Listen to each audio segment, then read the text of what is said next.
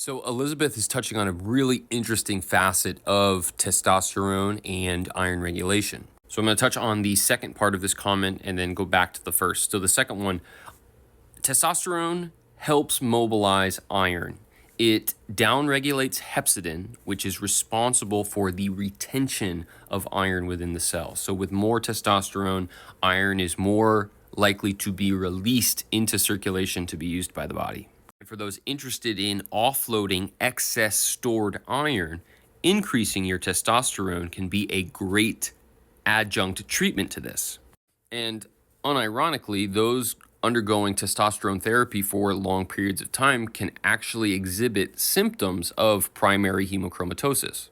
And going back to the first part in that testosterone helps lower inflammation, this is also true. Testosterone downregulates much of the pro-inflammatory markers, things like NF-kappa B, tumor necrosis factor alpha, as well as interleukin 1 beta.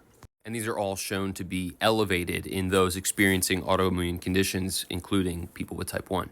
And just from a sheer anabolic standpoint, it makes sense that testosterone, typically associated with growth, things like human growth hormone, insulin-like growth factor, these things are going to be very important when it comes to regrowing beta cells. And so for those with type 1 diabetes who are interested in regrowing beta cells, which is all of you, we're going to want to find ways to influence our testosterone, insulin-like growth factor, human growth hormone levels that are going to help beta cells grow.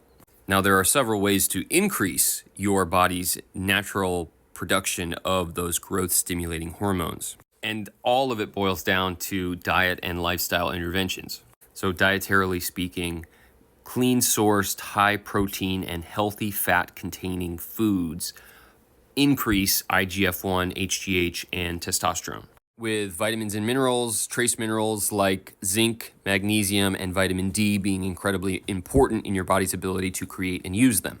From an exercise standpoint, resistance training, weightlifting, these are the activities that are going to elicit the greatest hormonal response favoring growth. And then, of course, getting enough sleep so that your body is able to recover, managing your stress levels so that cortisol, which is a catabolic hormone, doesn't act against the anabolic components of all of those growth factors. One of the things that I have been experimenting in my beta cell regeneration efforts has been elk antler velvet. I use a brand called MitoLife, and I've been taking about 750 milligrams of that over the past couple of weeks in conjunction with some of the other things I'm doing to help regrow beta cells. In an effort that when these beta cell seeds take hold within my pancreatic tissue, there is enough of a growth stimulant there for those seeds to take root and grow.